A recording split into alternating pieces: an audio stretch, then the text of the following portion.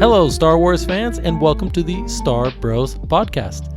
We're glad that you joined us here today, and I am joined, as always, by my bro host, Jan Solo. And I'm joined by my bro host, Ben Skywalker. I always want to say my Star Bros host, but there's like too much star and bro at once, so I get tongue-tied. That's okay. That's right. We're here anyway. Glad that you're able to join us on whatever day it is that you decided to tune in and listen to us. We are tuning in on a Wednesday, a good day actually to be Star Wars fans, because we got some good news that we're going to share later on in our first segment titled From Across the Galaxy, but we'll get to that in a moment. Before we do, how are you doing? I'm doing great, dude. As you know, my wife and I just purchased a house today. Congratulations. With all that podcast money. By the way, we haven't made a dime yet. No. This whole podcast is just a money pit. It's just so far for fun. It's a hobby. We love it. We thank you for listening. We love engaging in this conversation of Star Wars with you. Yeah. Congratulations, man. Thanks, That's got to man. be exciting. First time homeowners, first time home buyers. Yep. And part of the way through, I felt like I just wanted to climb up a tree in Bright Tree Village and build a tree fort and live there, because that would have been easier. You're just like, that Ewok life looks pretty comfortable right about now. It looks really nice. Mm-hmm. Yeah, simple, down home, or hot, sticky, but whatever. Right, hot, sticky, dangerous, but the danger's on the ground, as we learned, right? Right. Yeah. So you want to be up in the trees. So go back to our previous episode. I think it's called Around the World in 80 Parsecs, and you'll learn that the danger on Endor is on the ground, and that's where the bachelor Ewoks live, and they protect everybody else who has a family in the trees. And if you survive all that ordeal, then you can go and settle down with your spouse and little Ewoklings.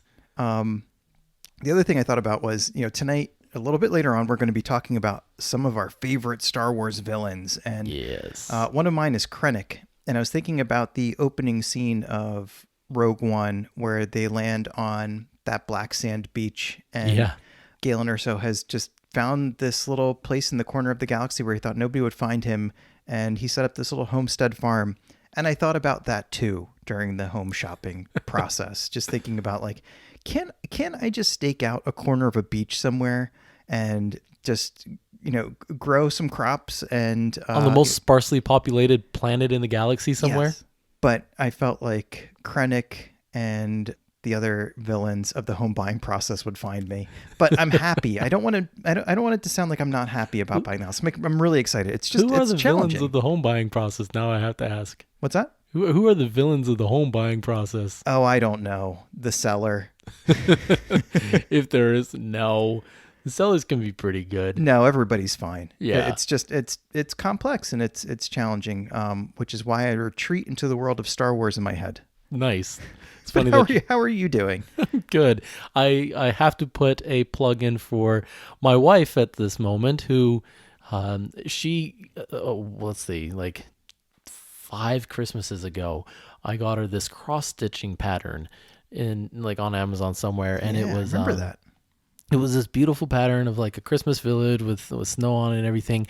It took her like 4 years to complete, but it was on and off. Like, come on, we had some kids in there, and if you have kids, like as you get to the end of the day, the last thing you want to do is focus on a needle. And I don't know, maybe you do, maybe you feel like every once in a while I felt like she was going to just get mad at me with like poke.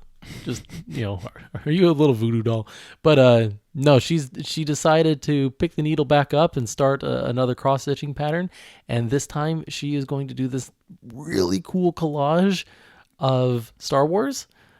And I'm very happy about this, because at the end of the day, it'll be something that we can, hang on the wall wherever we want in our nerd cave and be really proud of her for accomplishing it. So we're going to try to post some pictures of it on social media as we go. And I just have to say thank you to my wife, who, supports me in my nerdom.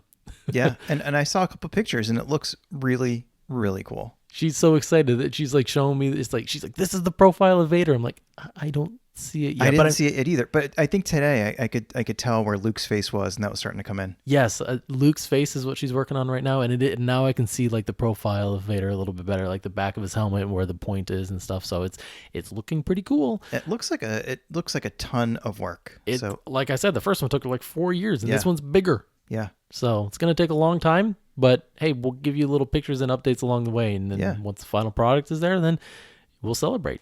Cool. So I'm doing good otherwise. I just had to put that little plug in there. How Excellent. about we get into our first segment? Let's do it. News from across the galaxy. Anyway, we had other than May the 4th that just happened, which we talked about a little bit on our last episode. Did you have a good May the 4th? I had a good May the 4th. We'll talk about this in a minute, but I think the highlight for me was the Bad Batch. Oh, totally. Had to have been. I know, and we're still in the pandemic era, so I know some people get together and they have cool parties and things like that on May the 4th. And for the most part, we couldn't do that yet this year, but maybe next year we'll be able to physically get together, maybe with some of the other bro hosts of BROAXIUM. Oh, that'd be so fun. Do something to celebrate and properly, I guess, recognize the holiday that is May the 4th. But this year it was more hanging at home, watching the Bad Batch. Yep, which I'll take any day of the week. Yeah. But Did you do anything special for May the 4th? Oh, I was so busy at work that by the end of the day, I just put the kids in bed. I'm like, okay, what am I going to do Star Wars-y? Like, we had it planned. Like, they wanted to watch the holiday special again. Okay. The Lego one. Yeah. It's like, that's cool. I like that one too. It's fun. They love those kind of fun cartoons, a little on the lighter side, So we planned to watch that, and then by the end of the day, it was just too late, and I had to put him to bed. So we've got to commemorate a little bit better than that. But I watched the Bad Batch with my wife and had to stop and explain a couple of things. But I mean, you'd be surprised how much she picks up on. It's amazing.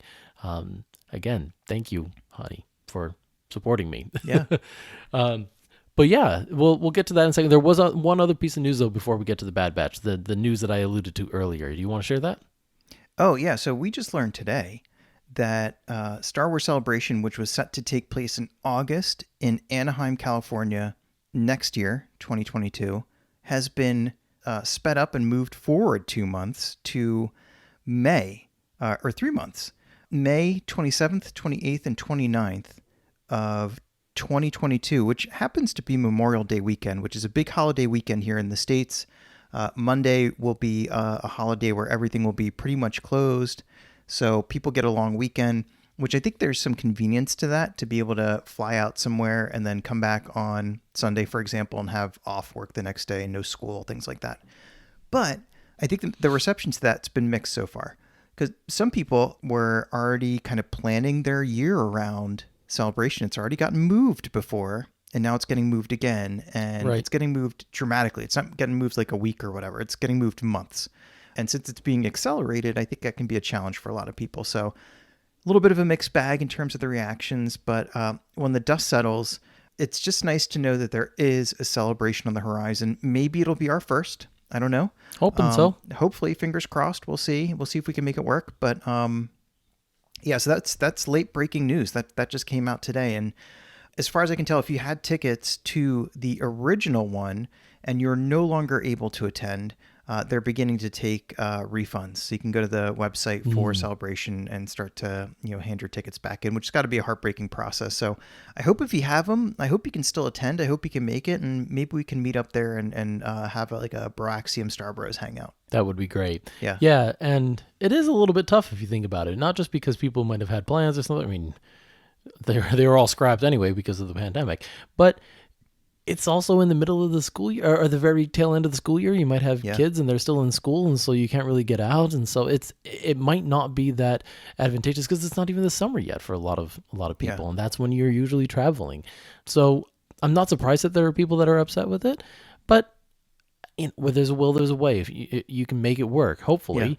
So try to still get there. But I mean, it's exciting. My guess is they did it just because it's May the 4th is in May, and maybe just because we have gone so long without it, that we just want to get it as soon as we can. Like, I don't know what the real reasoning is. Maybe there were some conflicts with the scheduling. Who knows? Could be. I was thinking it was exactly that, though. I was thinking, like, it's already been delayed long enough. Yeah. Maybe we're at a point now where we're looking at some of the coronavirus statistics and saying, like, look, we're going to be in the green zone probably sooner than we thought. Yep. And maybe May would be a good time. Maybe we can accelerate it a few months and shorten the amount of time that people have been waiting for this thing. Right. Whatever the reason, those are your dates now. Yes. Try to get your tickets. Try to get there. Hopefully we can get there and we can see you there. Yeah. Let's move on to the Bad Batch. Let's do it. Because there was some great stuff that we got here in these. So first episode, Aftermath. What were some of your reactions to it? It's a little bit of a longer episode, right? Yeah. Which I liked. I thought it really worked well for that episode. And I've said this before, but I thought it was really cinematic. I thought it was something that would look good up on a big screen. I don't know what your take was. I thought that they put a lot of love and effort into all the stuff. The visuals, I think that the animation is really, really terrific for a TV show. Yes. The sound effects, the story, the quality of how it connects to a lot of other things that, we've been curious about, like, the immediate aftermath of Order 66. Right. Stuff like that. So I was a huge fan. I thought the characters were so if you're just stepping into this new, I thought the characters were really quickly and well established. Yes. Like, you get the vibe that Crosshairs may be a little bit too by the letter.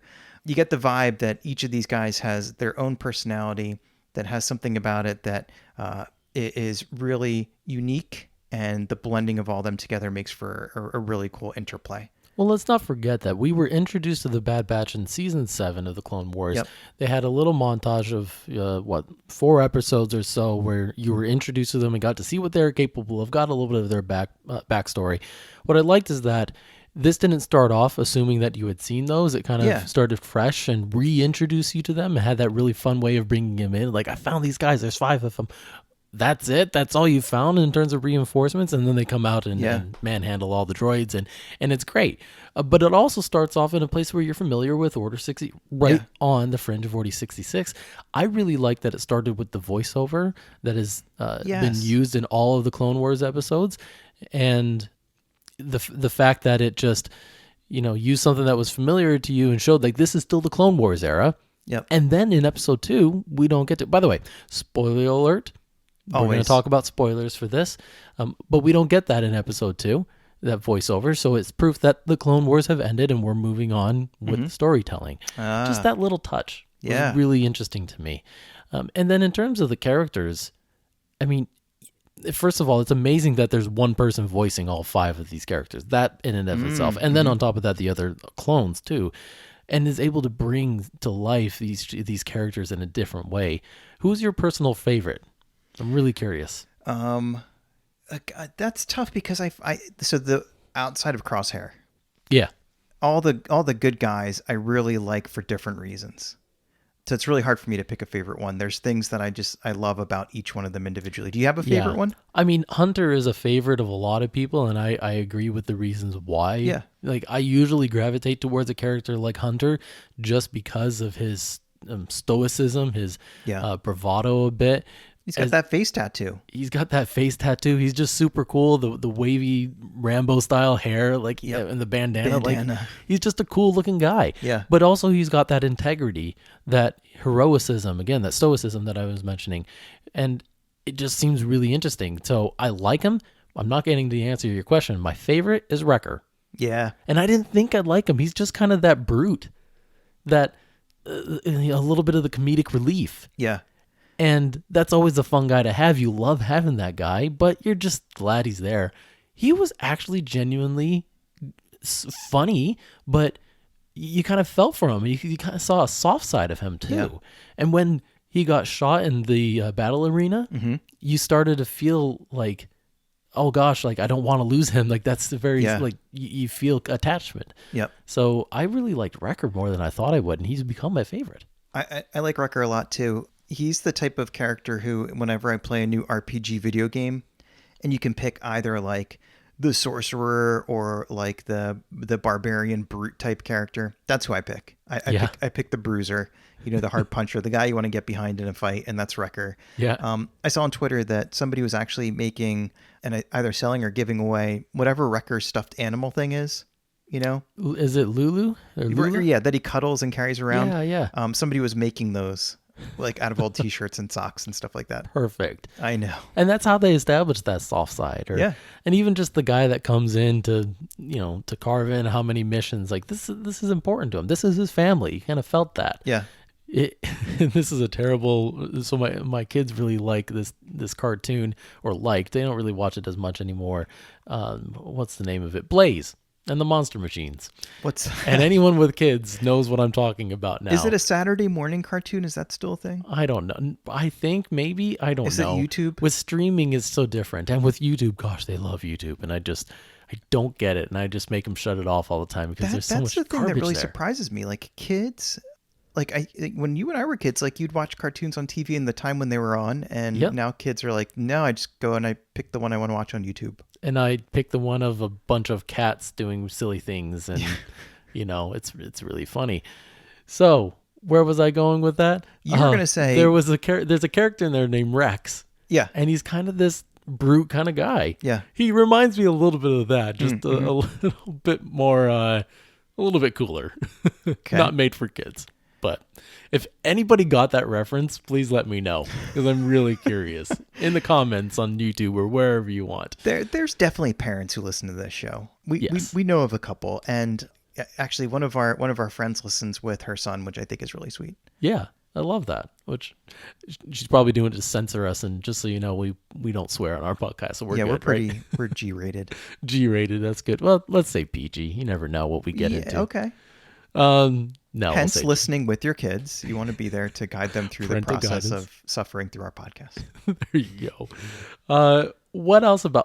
The intro. Let's talk about this intro, because you're reintroduced to Order 66, something that everybody is familiar with that knows Star Wars, and you get to see it from, again, another perspective. Yep. This time, Depo Balabas and Caleb Dooms, who, for those who don't know who Caleb Doom is, he is Kanan Jarrus in Rebels. His story is mostly fleshed out there later on in his life. So I think what I loved about this was getting to see that moment where, he went through Order 66 and what it meant for him and running away, right? And how difficult that was to watch Depo Balaba, his mentor and master, be killed in front of his eyes. Like that was tough to see. Mm-hmm. It was heart-wrenching, but I also like that it was the schism that is the wedge between the Bad Batch that kind of creates the conflict that we get to see throughout the episode. It ends up, as we find out, creating this rift between them. We find out that Crosshair and the inhibitor chip is alive and well in him, but everybody else on the team is confused as to what's going on. And so you get to feel that conflict, and I just love that that's where they started it, so that you could have a plot, basically. Yeah. So thought that was fantastic, well executed to create something that's not just another story, but that actually has meat to it. Yeah. Sorry, I rant a lot. That's okay. So maybe transitioning. So we're introduced to Omega. Yes. And Omega's story becomes a critical part of the end of the first episode and then going into episode 2. And a couple of parallels that I think people are pretty quick to point out. It occurred to me when I was watching that there was a lot of parallels between Omega's story and little Grogu's story in the episode in season 1 called Sanctuary. So there's the whole, again, spoilers, there's the story arc about Mando is considering leaving Grogu behind. Yeah. With people who can give him the life that a child would want to have around other kids and all that safety and, not a bounty hunter's life. And they sort of try to do that with Omega, and sort of like with the clan of 2, with Mando and Grogu, the clan sticks together and they decide that the best thing for everybody is for them to be together. And the other thing that people were pointing out was, wow, does Omega like dirt?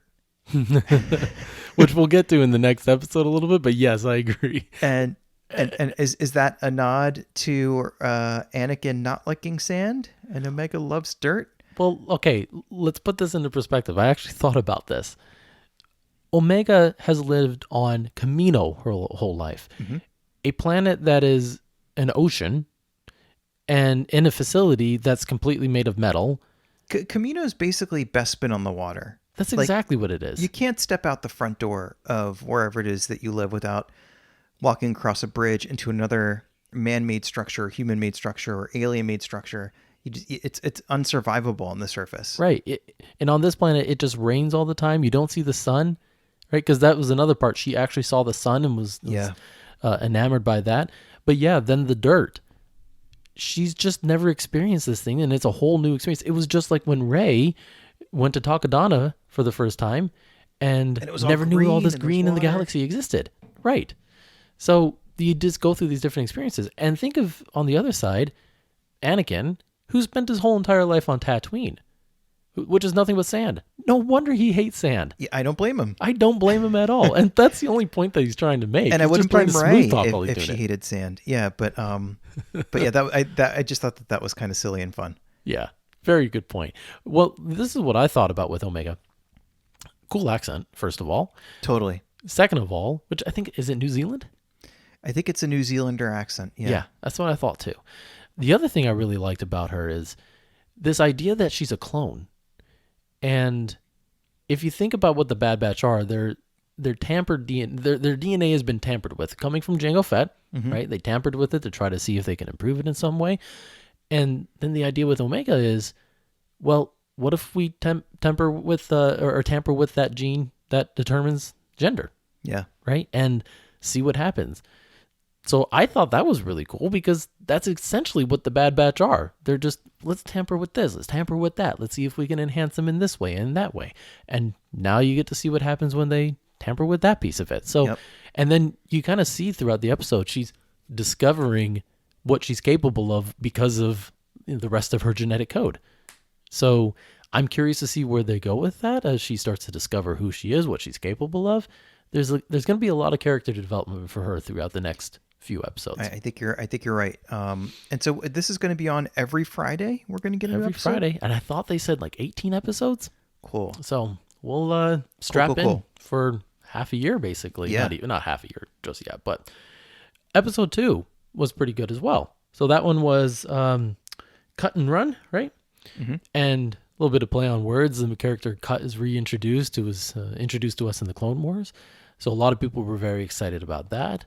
A lot of people are excited about seeing the Nexus. Is that how you say his name? The Nexu? The Nexu, I think. The Nexu, my bad.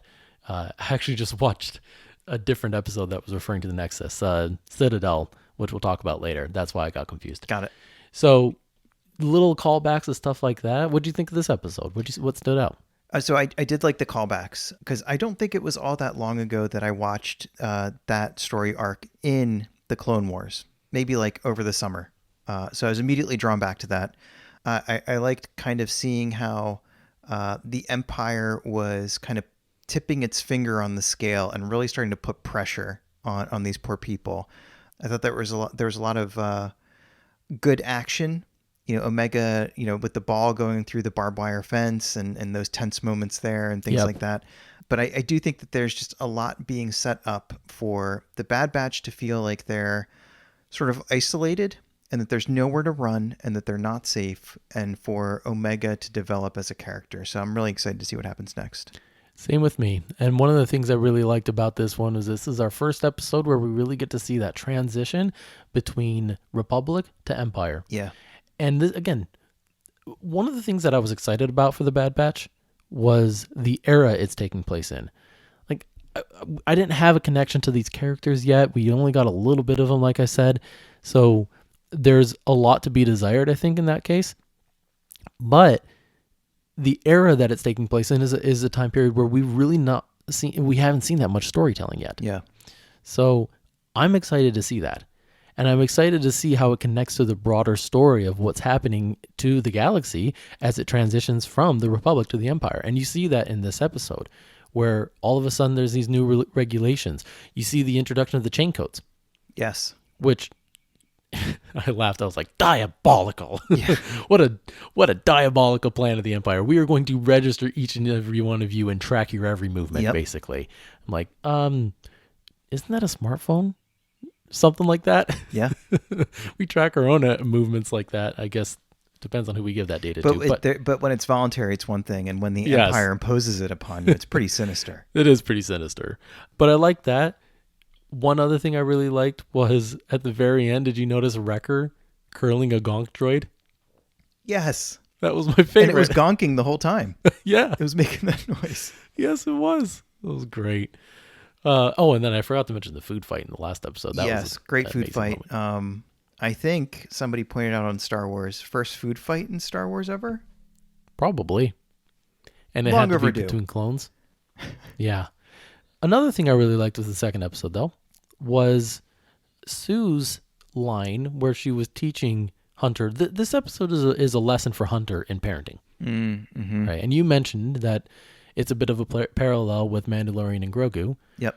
In episode 4 of the first season, where this is where it becomes the dad batch. The dad batch, yeah.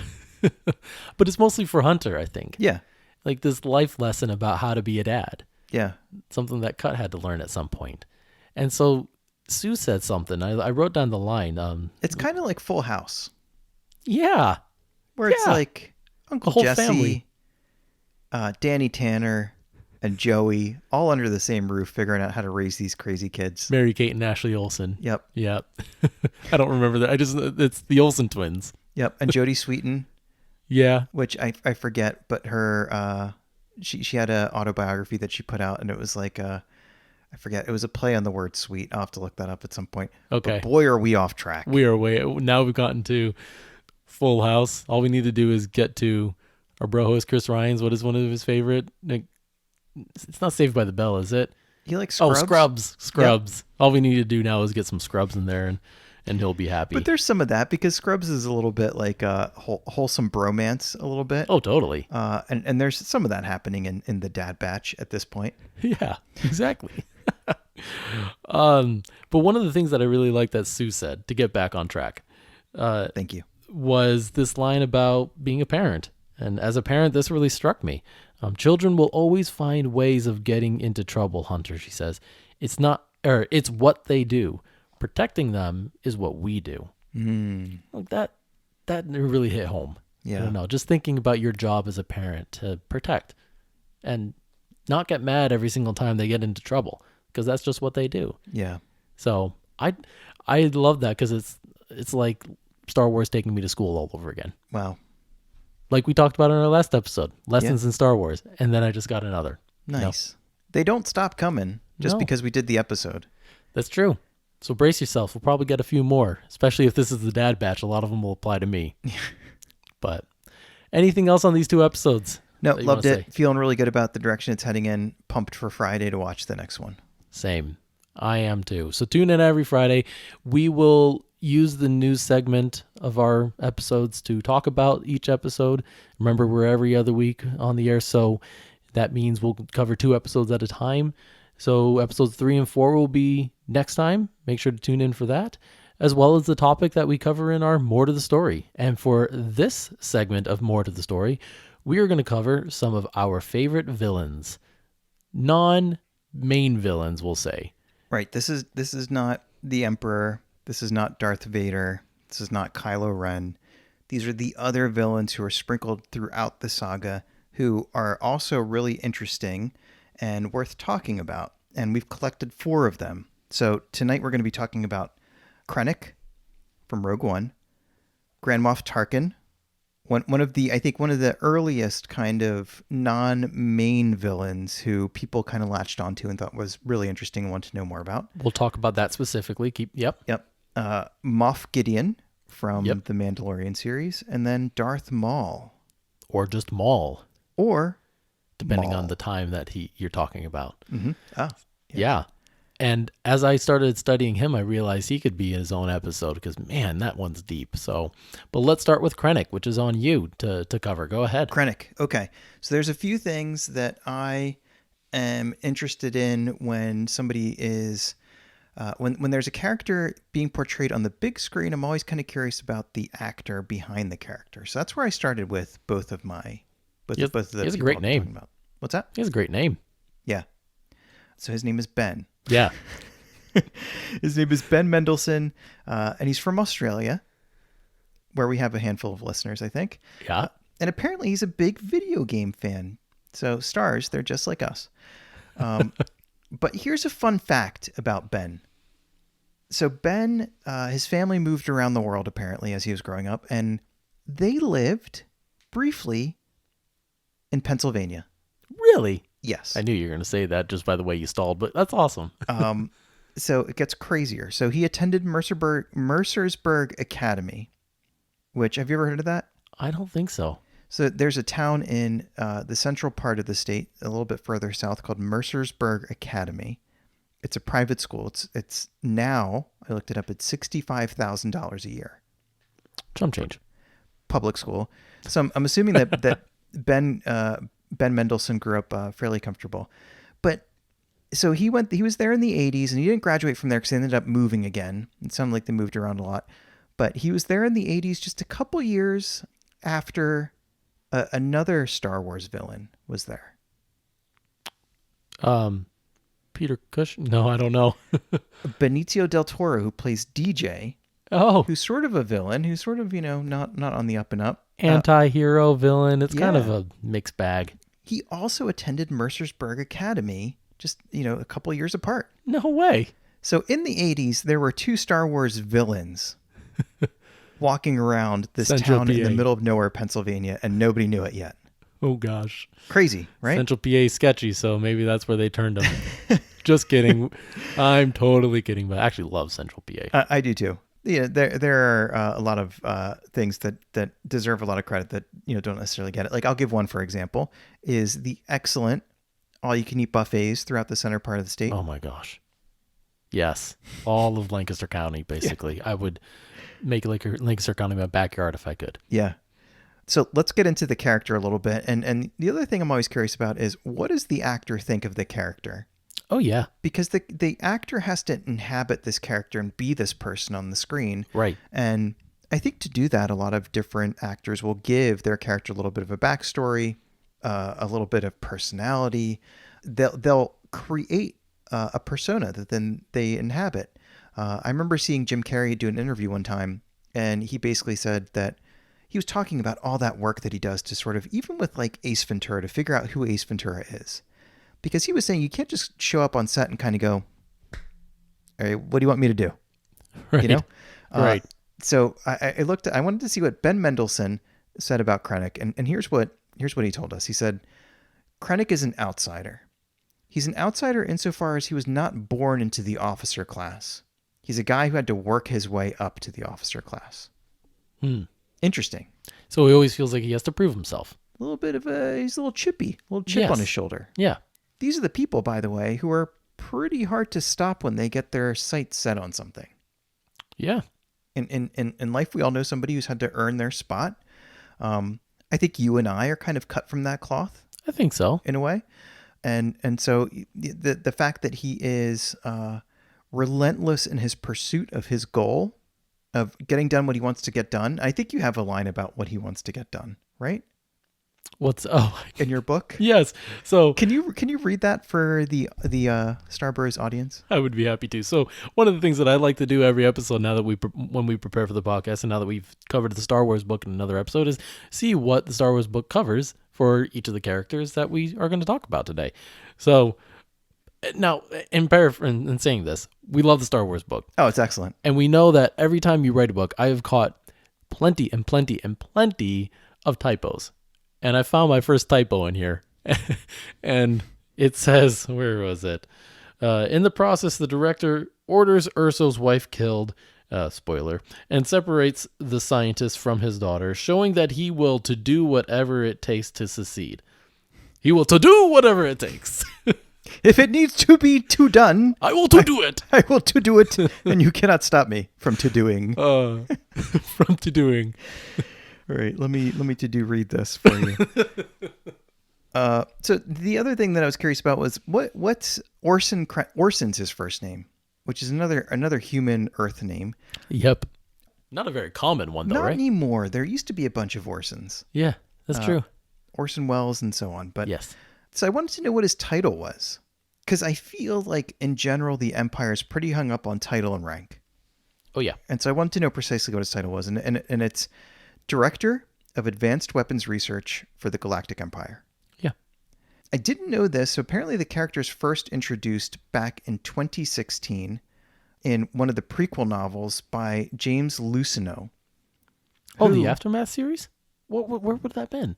So James Luceno's written a bunch of different things from across the different eras of Star Wars, including he wrote the Darth Plagueis book, which I thought was pretty good. But apparently he first pops up there. But the character of Krennic was first conceived of during the filming of Episode 3. Oh, really? And John Knoll, who was one of the guys who was working on the film from ILM. Oh, that was the Catalyst novel. Yeah, it was Catalyst. Okay. Catalyst. Yeah. I've got that one. I need to get it. Okay, read it, though. Cool.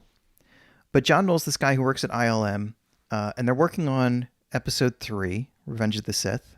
And he starts to sketch out the whole story of Rogue One. And he came up with the character of Krennic as the guy who was basically behind all the dastardly deeds it took to be able to conceive of and build the Death Star. And so I like these different dimensions of the character, of knowing that he's an outsider. He was not born into the elite of the Empire upper crust of the young men and women who were destined for the academy to become officers and so on. And so his ambition, I think, is commensurate with the size of what the Death Star is. He's trying to build the biggest, baddest thing to prove himself because of that chip on his shoulder. Mm-hmm. And he is relentless in his aim. And if you think about some of the stuff that, if you go back to that very first scene in Rogue One, the separating of the family, Mm-hmm. with Jyn running for her life off into the hillside, and all of that just downright cruel stuff, shooting his wife on the black sand beach and so on. Yeah. This is a guy who is blinded with his ambition. Yep. And this is a guy who, as a result, I think stands out to me as being one of the most dangerous characters in Star Wars, because he's got an aim and he is going to fulfill it in some way. Interestingly enough, John Knoll, when he was sketching out the character and he was sketching out the story for Rogue One, had Orson Krennic surviving the whatever happened on Scarif, getting off in a rocket or something like that. Okay.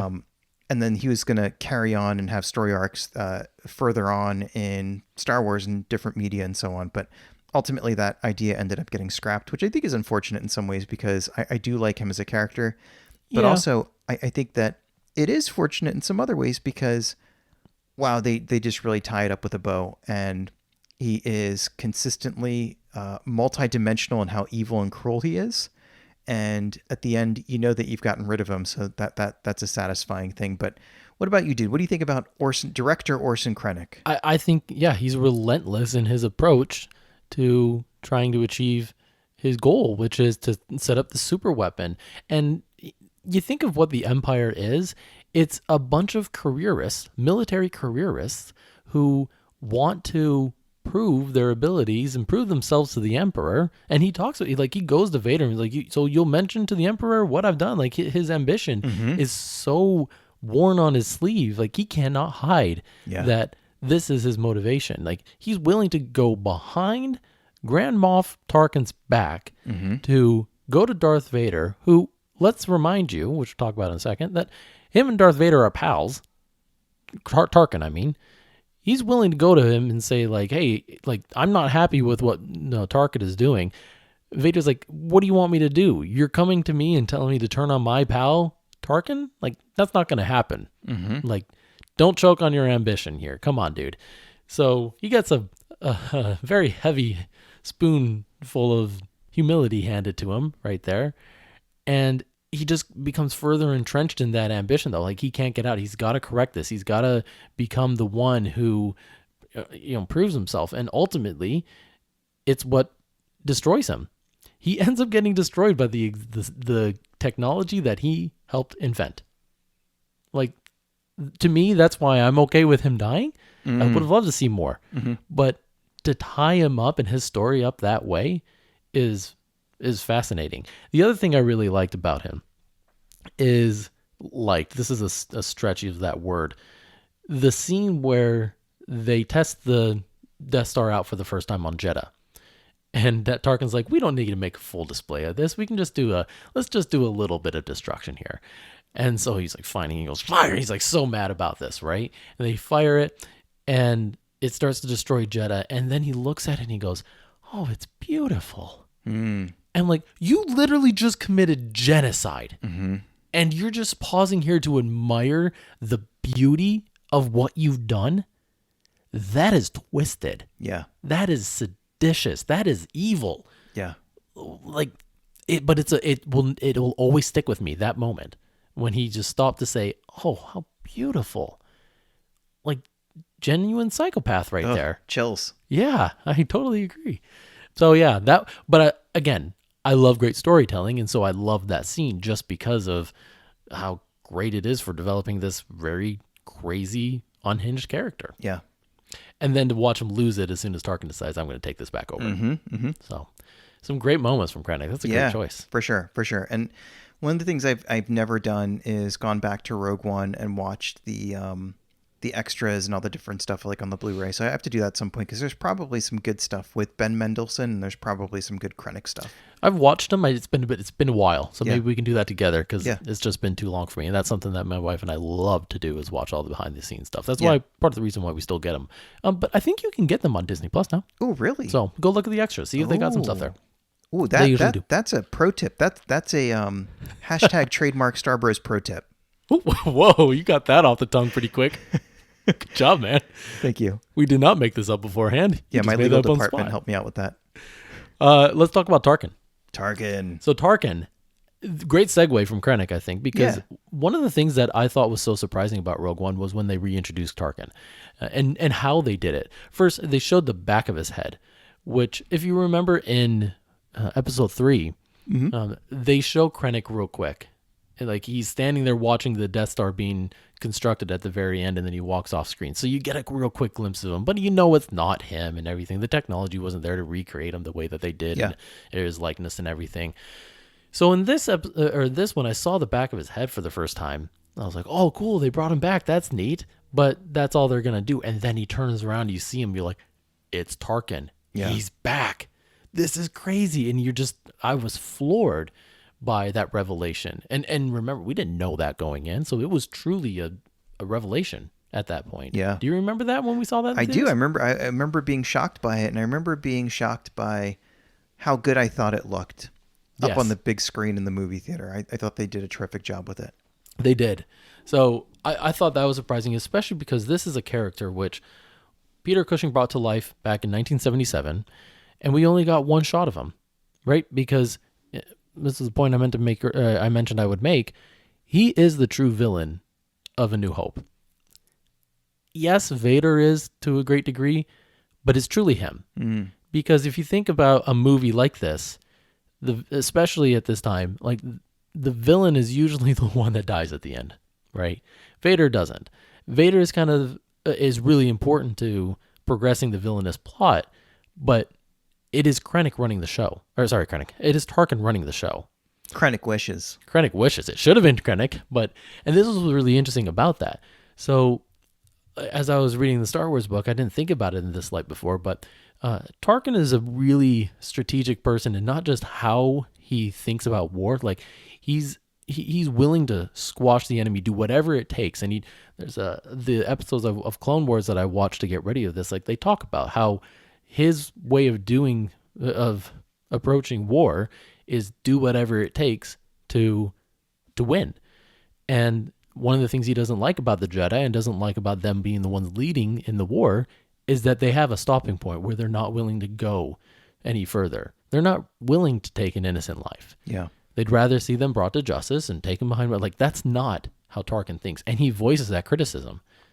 And that's actually where Anakin at the time and him become friends, because they can actually agree on that, yeah, we're not willing to do what it takes. We shouldn't be leading this war. I agree with you there. We should be willing to go to the other step, but since that's not us, then we shouldn't be the ones leading it. So it's really interesting to see that connection made between them. Anyway, I'm jumping around a lot, but going back to the time of Rogue One, he stepped away from the Death Star because he doesn't want to be on the side of if it doesn't succeed, he doesn't want to take the fault for it because he cares so much about his record. He cares so much about how he's perceived within the Empire of being this, having this perfect record. Wherever he goes, he's able to squash the rebellion. Isn't that interesting that the people in power in the Empire have, I'm trying to think of the right way to phrase this, that they're so hung up on how they are perceived that it's almost like a complete lack of confidence that you're expecting to kind of bolster your identity based on the perceptions of others. Mm-hmm. And it's like, how small are you to make decisions based on not necessarily the best outcome for your organization or the people you serve, but for your own career and how you're perceived? Yeah. But that's really, again, like I said, that's what the Empire is all about. It's about, it's about Palpatine achieving his ultimate goal and all of his underlings striving for his attention. Yeah. And to prove to him what they're capable of.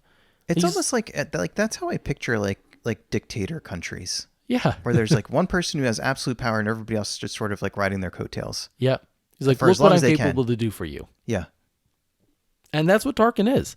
He's really, he's grown in the sights of Palpatine, and Palpatine chooses him to be a Moff because of his untarnished record, because of what he's willing to do, the extent that he's willing to go. And so to finish up on the Death Star, when he sees finally that it's successful, that's why he takes control of it, is because he realizes, okay, I can take credit for this now. I'm not going to be the one taking the blame for it failing and being delayed. I can take credit for what it's able to achieve now. Yeah. And pushes Krennic to the side and makes him upset. See, I almost made this a PG show just right there. Oops. Some other favorite... talk about Peter Cushing for a second. Yeah. So one of the things that I feel is completely undervalued about the first episode, episode 4, or New Hope, is Peter Cushing's performance. Yeah. And how he's able to create this character that we love and that has been brought back to life through animated form and then through Rogue One and comics and other stories and everything, all based on his one performance of him. And he's very sinister in his performance. The scene that stands out with me is his interaction with Leia right before destroying Alderaan. Oh my gosh, yeah, and that stays with a lot of people. The first time they see it, it really makes some type of emotional impact on them. And the way he just like hangs on every word that he says, like when Leia says, "I should have smelled your scent when I got on board," he's like, "Charming at the last." Like the way he says that line and delivers it resonates with me. Which the bit that I've read about Peter Cushing, I think that might be him. I think that might be a very genuine thing for him. A lot of things that I've read about him said that he had very old world polite manners. And he had a sense of humor and things like that, but he was very sort of like buttoned up, and maybe somebody from another era in Great Britain. I think he'd been acting since the 30s, and so he was sort of growing up at a time where politeness and manners really mattered. Yeah. And so that comes through of like, he seems almost like an old diplomat who's been at this party 100 times before, and there's nothing particularly interesting to him, even though a whole planet's about to get blown up and he's got a princess as a prisoner and so on. He doesn't even blink an eyelash at that. Nope. Right? Nope. I'm going to destroy this planet and prove the power of this beautiful Death Star that Krennic's created and that I took over. Yep. And then I'm going to go sit down and have some dinner and then go back to work. Yeah, exactly. So just his performance, and in some of those moments like that, and his ruthlessness, right? He's just such a ruthless character. And because he's willing to stop at nothing to do whatever it takes to squash the rebellion, it's ultimately what kills him. Yeah. Because he says, I'm not leave now. Like, I've proven that I've got the biggest weapon in the galaxy. Yeah. I'm the guy on the field with the biggest gun. You can't challenge me. Yeah. And that's ultimately what ends up being his downfall. Right. Did you have something you were going to say? Sorry. Yeah, no, I've got a couple of Peter Cushing things to share. So specifically in that scene where he is talking to Leia, there's a famous anecdote, and I'd love to see if anything corroborates this, if it's true, but I'd like to think that it's true. So apparently the shoes that they had set aside for Grand Moff Tarkin's costume were really uncomfortable on Peter Cushing's feet. Okay. To the point where it was like distracting him and he wasn't able to really act and pay attention. Was he in slippers? Yeah, so he brought his bedroom slippers in. So when he's telling Leia, "Oh, charming," whatever, and like sort of talking down his nose at her, he's probably wearing his bunny slippers. He's looking down. He's like, "Hey, little bunnies." He's probably really comfortable. A couple other things about Peter Cushing that I thought were really interesting. He had a lifelong fear of the dark. Okay. And apparently tried to face that fear later on in life by going for walks in the nighttime. Okay. But really struggled with it apparently throughout his life. Really loved his wife, who he lost to cancer, and lost her to cancer, I think, in, if I'm remembering correctly, in 1971. And then in the late 70s, he wrote an autobiography. But he stopped writing it the year she passed. Oh, man. So friends of his would say, apparently, that it was almost like part of him passed away when she passed away. And so all the stuff about, making the Star Wars movie and being involved in all the fanfare and excitement of that is not even included because he just sort of cut it off when his wife passed away. Oh, man. That's tough. But apparently was a funny, polite, charitable guy, a lifelong vegetarian, apparently. Okay. So an animal advocate and stuff, which I think is cool. Great. But yeah, he was, I think, in the acting business for over 60 years and did a lot of stuff, did a lot of horror movies. But will obviously always, I think, at this point, be best known for his work as Grand Moff Tarkin. Yeah. And if you think about some characters like that, like especially in that time where it was kind of just a job. Like it was just, they did their art, they did their work, and went back with their life. They're very normal people, It doesn't really feel like that today. Celebrity has just become this status thing that you strive for and become untouchable, It feels like they're so down to earth that it's almost relatable. And I always think about professional athletes up until like the 1970s usually had jobs outside of the sporting season because they didn't make the type of money that they make today. Yeah, that's true. And so there's all these stories about baseball players. But I would say that's a good thing though. What's because that? like all these owners were running away with the money and right, the players it was making anything. a ton of money, but just one or two people are getting it instead of all the people doing the work. Right. You created these players unions. So like good things came out of that. Yeah, good things came out of it, but I think it led to them being sort of on more of a level playing field with us and being more approachable. And actors back in the day, I think, were sort of in that boat too. Yeah. So yeah, it's a different time. We now live in very different worlds from most of the people that we see up on the big screen or the small screen or on the YouTube screen, even. Or on the phone screen, whichever one it is. On the phone screen, whatever you pick your screen. Yeah, it's a different world. It totally is. One more thing I want to say about Tarkin before we move on. And this is a tip of my hat to Filoni because, again, we didn't get enough of Peter Cushing. It was cut short a little bit before he could even come back and give us a little bit more. It's nice that we got more like Palpatine, for example, and got Ian McDiarmid to come back and keep playing that character as much as he has. Yeah. But one of the things I really like about Filoni and the way that he's done all of his animated work and basically all of his work with Star Wars is he looks at characters and says, all right, what can I do with this that would be interesting for fans now? And I think he did that with Tarkin in a great way where I loved it when he popped up in the episodes in I think season 3 of Clone Wars, the Citadel episodes, where you're introduced to him for the first time there. And you kind of see where he is at this stage of his career. And I, again, tip my hat to Filoni, who basically just says, okay, Tarkin, how could I bring him into the story? Yeah. What was going on with him at this time? George Lucas, you did a great thing introducing him here and showing me who the character is. Let me see if I can wind the clock back a little bit and tell what was he like during the Clone Wars? Where was he? How did he become this ruthless character, right? Yeah. At the time, he was only a captain in the Republic Army. And so he was kind of coming up through the ranks and stuff. But that's one thing I love that Filoni has done, and he did that with the Tarkin character. So to me, it adds depth to characters like that when you can bring them back. And he did it with another character that we'll get to in a second. But let's move on to, unless you have anything else you want to react to on that. Just one more thing. So I was curious, what's the difference between a Moff and a Grand Moff? And I found the answer. So a Moff, for those who are unfamiliar, Moff was a rank held by sector governors of the First Galactic Empire. In the 5th year of Palpatine's reign, there was a fixed number of 20 Moffs Okay. who answered to the Imperial Ruling Council. And that year, one senior ranking Grand Moff was created and awarded to Wilhuff Tarkin. Yes. As a symbol of their charge, Moffs wore a rank insignia plaque bearing 10 colored squares, 5 blue, over 3 red, and 2 gold. And there is a mistake in, I think it is Empire Strikes Back, where there's a Moff who's in the background who is identified as a Moff later. And it's not something that is evident in the film, but was identified as a Moff later on by the folks who can make that call at Lucasfilm, I guess.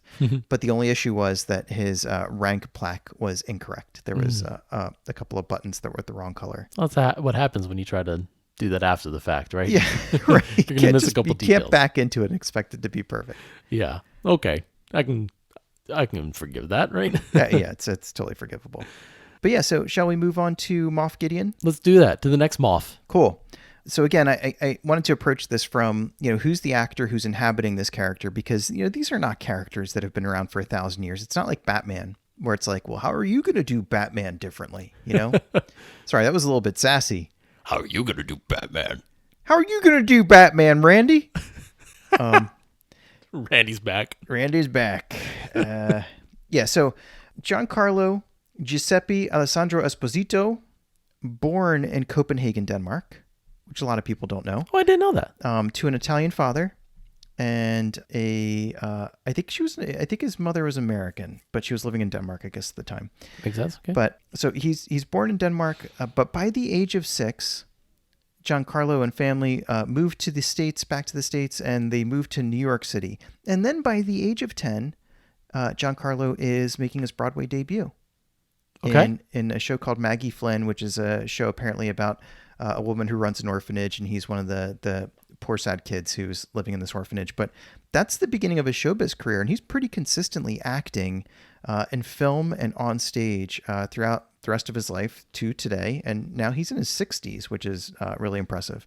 Yeah. But he's in a bunch of things. But I think his big break comes in the 80s when he's in a bunch of Spike Lee movies. I think he's in 4 back-to-back Spike Lee movies.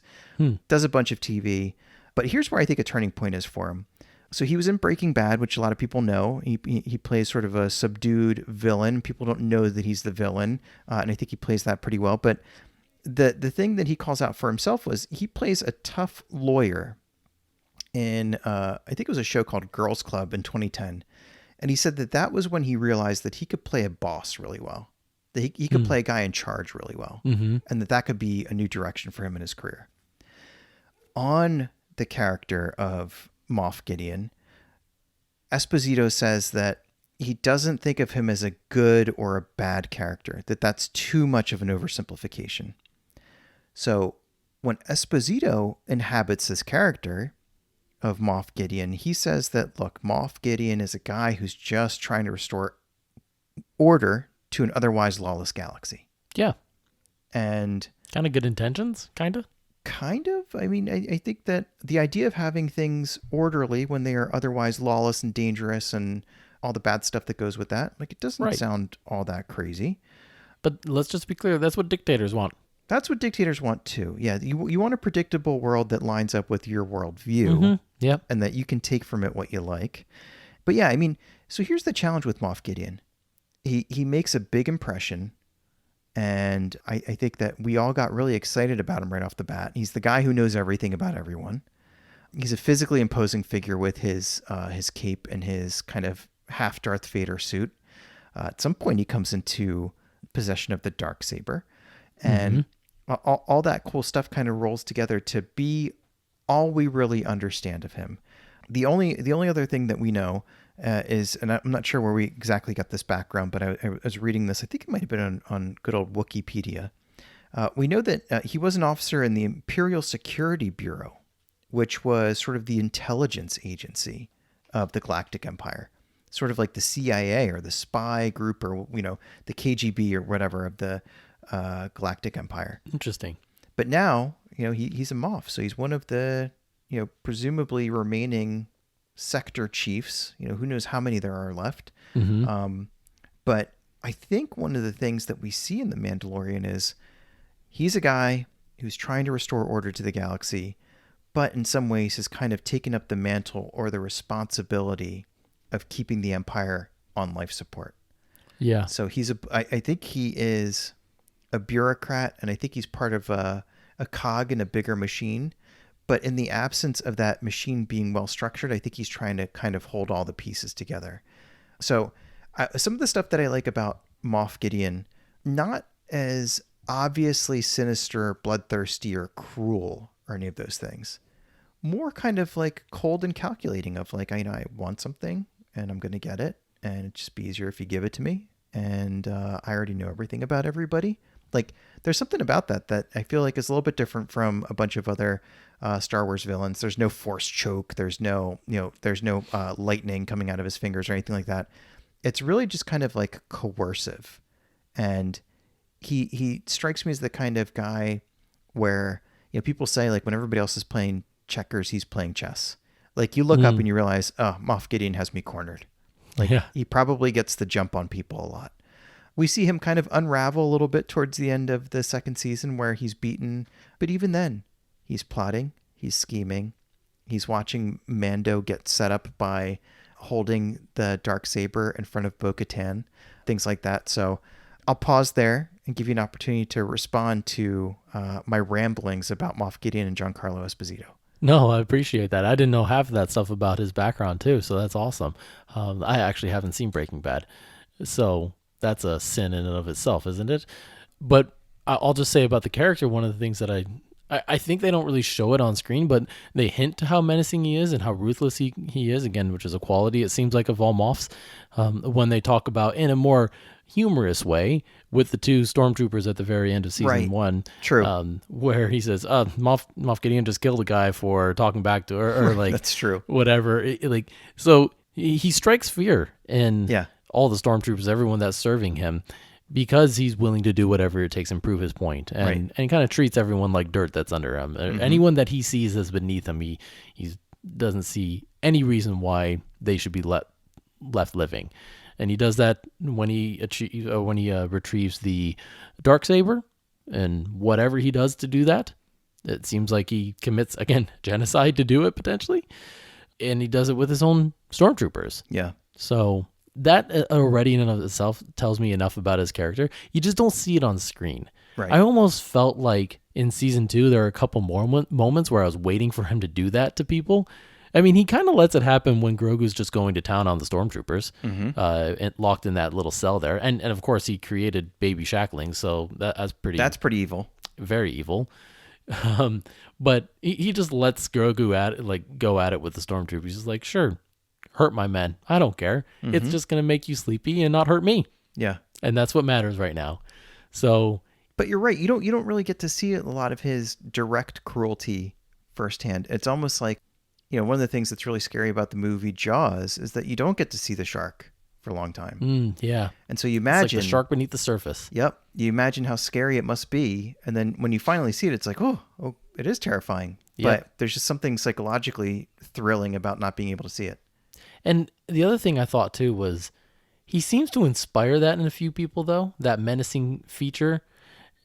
He does it to... you see it in season 2 a lot with... a couple of people that are in his entourage, I'll say. You see it in... Oh, is that French?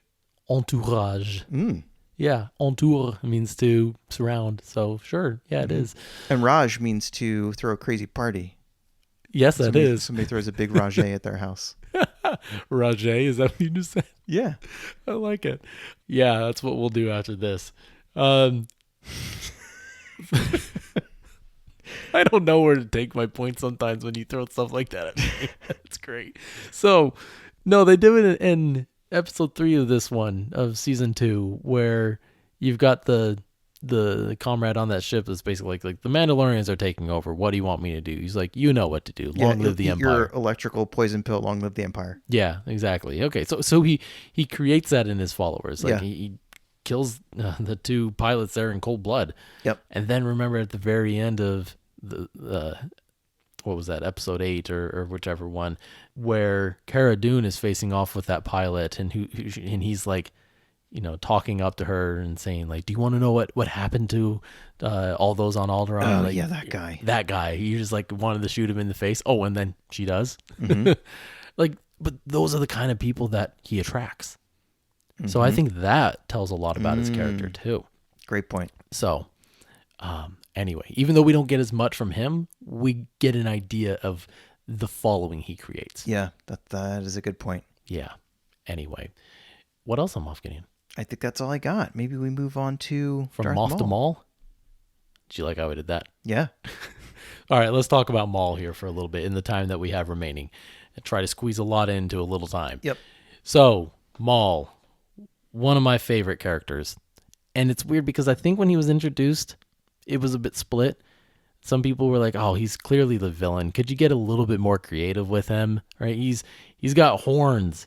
He's red and black. He's got all these color scheme about him that is just pure evil. The double-bladed red saber. Yeah. Come on. Honestly, that's all the stuff I love about him. Yeah. So I don't know what the deal is. Yeah. So first of all, the aesthetic of him is really cool. And then I like, again, tipping my hat to Filoni, the fact that we got him in episode 1 with Phantom Menace, completely just a service to the story, right? He has like 4 lines. Yep. Not that much.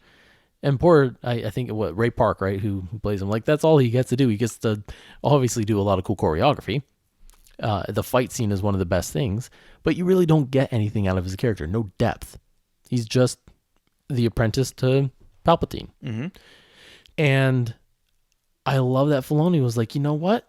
Let's bring him back, because he was a fan favorite for me, at least. Like, there was a big group of people that love Maul and just wish that we got more. Like, he was the first pumpkin carving I did. Really? Was of Maul's face. What a milestone. Yeah. So, maybe not the first one. The first Star Wars one, though. Okay. There we go. And then Filoni brings him back because, getting chopped in half isn't really dead. And they go on to explain, like, okay, he was hanging on to life because he's this, being a Sith, like, and being tapped into the dark side, you have access to some powers to help you through that. And so he was able to... Getting chopped in half and getting thrown down like a giant galactic... shaft, yeah. Garbage disposal. Yeah, basically. No blades at the bottom, but yes. Yeah. It looked like he was done for. It looked like you wouldn't survive the fall if you were cut in half. No. But he did survive. Yep. And we get him brought back into Clone Wars. And then we get Sam Witwer, who does the voice of him and does a fantastic job of bringing him back. So one of what I did to prepare for this episode was watched his Siege of Mandalore episodes, which to me are some of the best episodes of the Clone Wars. It's weird because you end up rooting for him. It's a very dark and deep plot. Like, he comes to the Death Watch, who are this sect outside of the Mandalorians that have been cast out because they want to maintain the old ways of the Mandalorians, which were more the warlike ways, focusing on the warrior aspects and stuff. And Pre Vizsla is their leader, and so Maul ends up being found by them. And Pre Vizsla thinks, like, okay, we can use this guy to our advantage, and he doesn't know, but Maul, he's a chess player, right? Just we talked about with Moff Gideon. Like, he is always a few steps ahead of Pre Vizsla. And he's also trained in the dark side. So eventually, this isn't going to end well for Pre Vizsla. Like, Maul's got the upper hand. Yeah. This whole entire time. But he goes around getting crime syndicates. He goes around, creating this plot so that he can take over the Mandalore. And then eventually he kills Pre Vizsla. And it's like the way they do it on screen. You're like, is this a show made for kids anymore? I don't think it is, because this was pretty dark. But to watch this whole plot unfold, you're like rooting for him. And then by the very end, Palpatine senses he's back, and he goes and confronts him. And he doesn't do that well.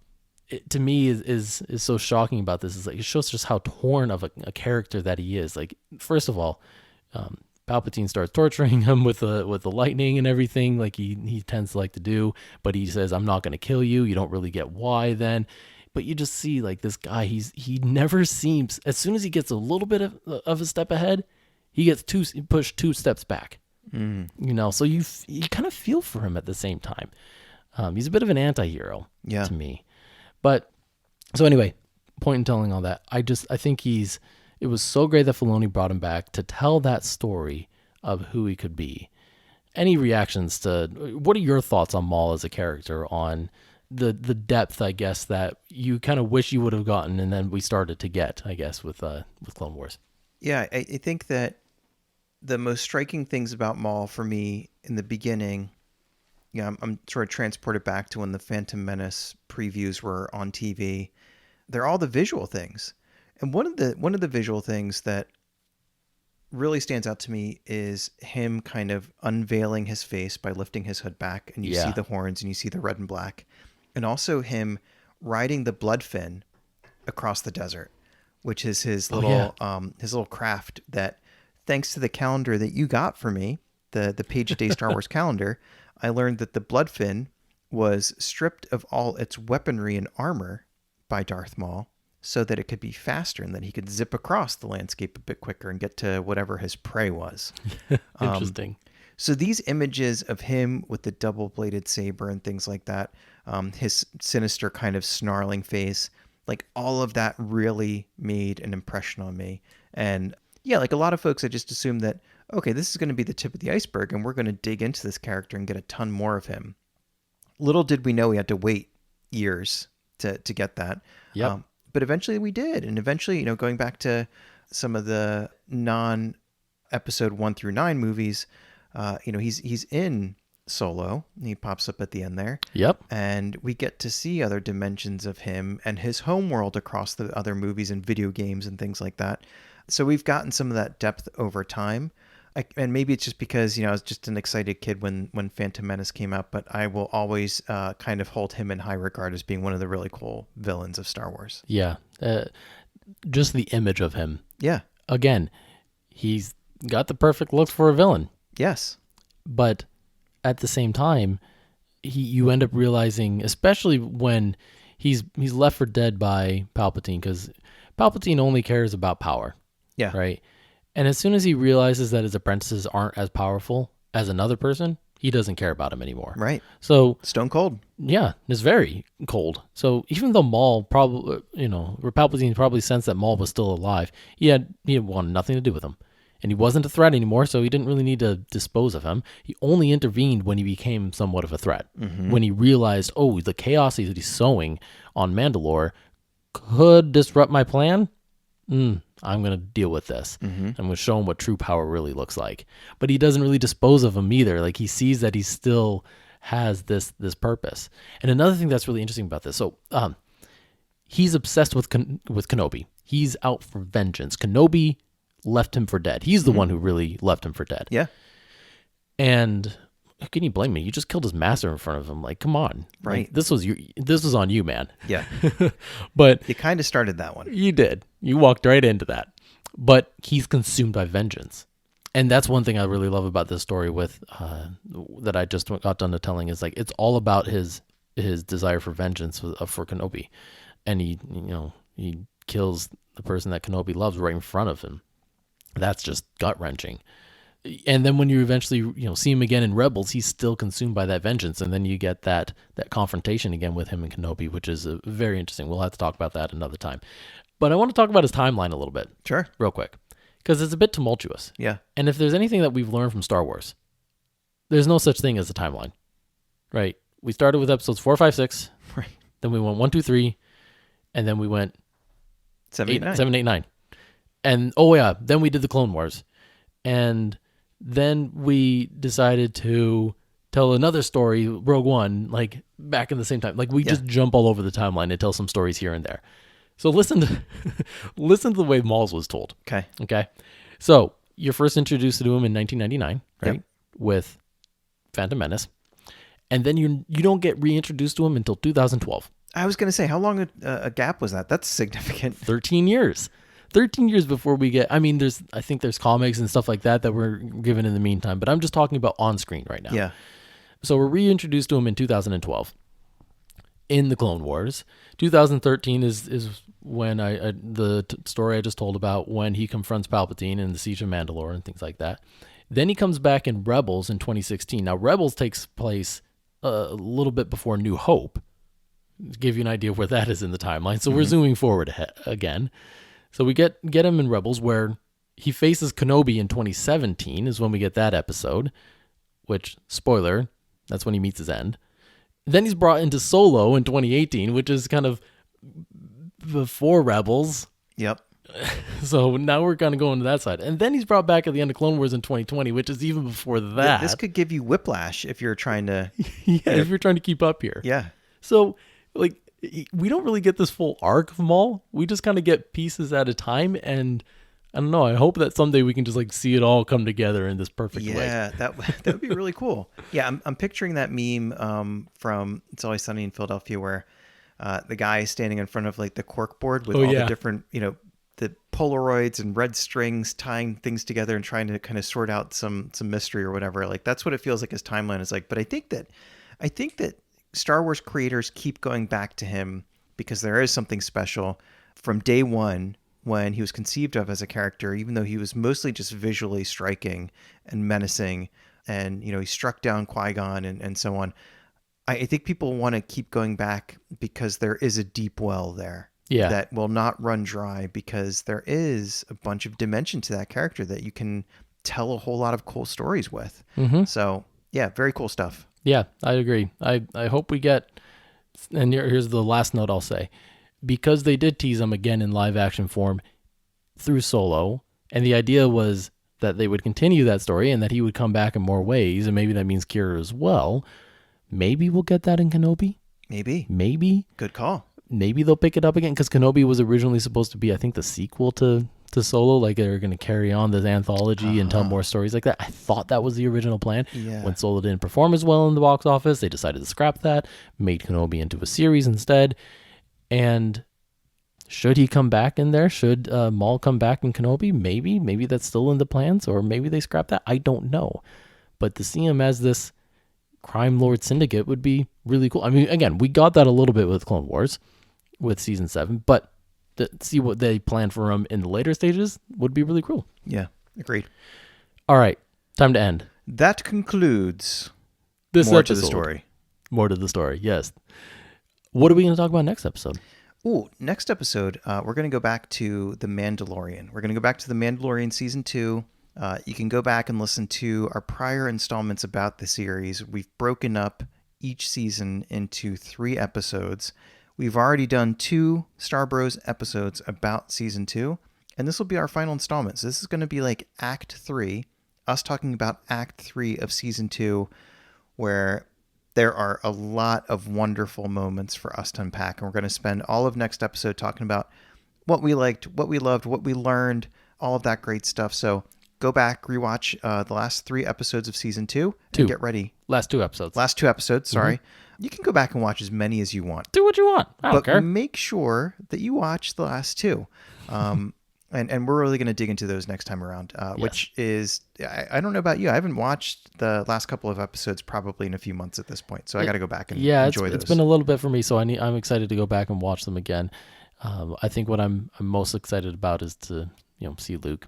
Yeah. So just to watch that whole sequence again, because it's been a while for me. I get goosebumps because I think about all those reaction videos that came out. Remember? Yeah. Yes. People, literally crying, screaming, jumping up and down, whole families together throwing popcorn in the air and stuff. So I don't think I'll ever be able to watch that without kind of jumping out of my seat. And I've told you before that basically the whole second season of The Mandalorian, I would get up really early in the morning and watch it before work. And so at like 5 o'clock in the morning, and I've shared with you, I couldn't sit down because I was like so nervous and like wound up.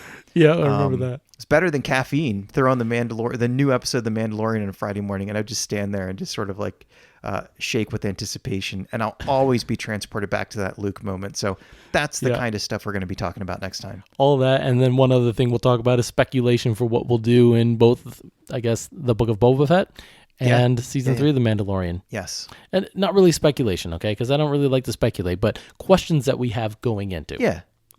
What kind of questions did this leave us with? Let's talk about those and think about what that could mean for where they take the story in season 3. So, well said. Get ready for that. Let's end with our thanks. Thank you for listening. Thank you for tuning in. We greatly appreciate your support. If you want to find us, you know where. Twitter at the Star Bros Podcast. You can email us at thestarbrospodcast@gmail.com. You can find us on Facebook. Make sure to check out BROAXIUM. And again, thank you for listening, for tuning in, for sharing with your friends. We hope you like the discussion that we're having. Be part of the discussion with us. We want to hear from you. Reach out to us on any one of those channels. Tell us what you want to hear. Tell us what you want us to talk about, and we will put it in the hopper and see, where the balls drop. What's that? The hopper. In the hopper, yeah. As Omega would say, right? Yep. I don't know. Who would say it like that? I don't know. Somebody would. Not us. Thank you again from the bottom of our hearts. We're grateful that you're here and really appreciate it. So thank you. Thank you. Thank you. Yep. Thank you very much. May the force be with you all. Thank you for being on this journey with us. We really appreciate it. I think that there's one other thing that we have to cover or say before we wrap up. And I think it's your turn to say it. It is my turn to say it. Lay it on us. Okay. It's a wrap. Is that a question? Is it a wrap?